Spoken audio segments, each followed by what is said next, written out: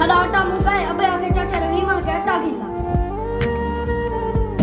हाँ पुत्र बस चाचा दुहाए हाथे नाल काबू कर अट्टा भी जावे सी चाचा बाने अट्टा जा चाचा मैं तो फंस गया हाय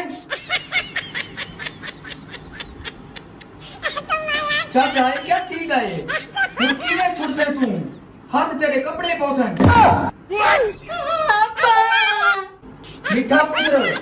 अबा वान्या चाचे सियाने को साडा हां फसे खाने हैं अच्छा अब्बा ठीक है मैं सादा ना चाचा जी चाचा किवें किवें आया वदी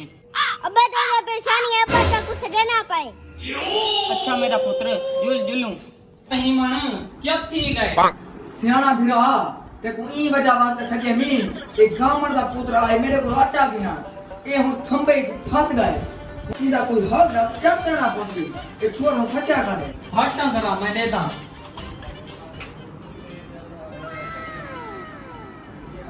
ओहो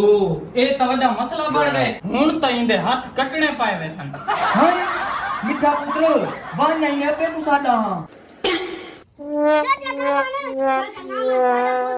सारे घरों आटा गिनाले उन्हें हाथ फंस गए उन्हें हाथ कपड़े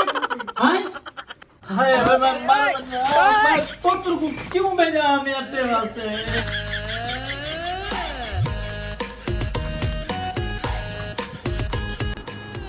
रहीमन क्या की थी मेरे पुत्र का आवाज अपने हाथ कटना पोसी क्या थी गए ए देख ए तेरा पुत्र अट्टा खिलाना है मेरे को मैं को अट्टा दीते इन्हें हाथ गए फस मैं आप बहुत कोशिश की थी पीछे मैं सियाने भिरा को सदे सियाना भिरा आप दसे सी देखो सियाना ब्रा हुन क्या थी तुसा ने सवाल पई मसला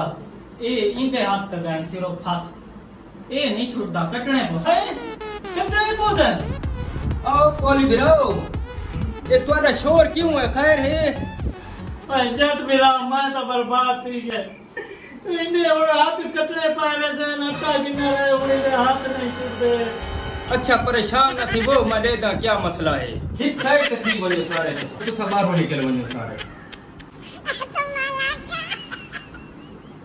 हाँ पुत्र हाथ छोड़ दे तुम बस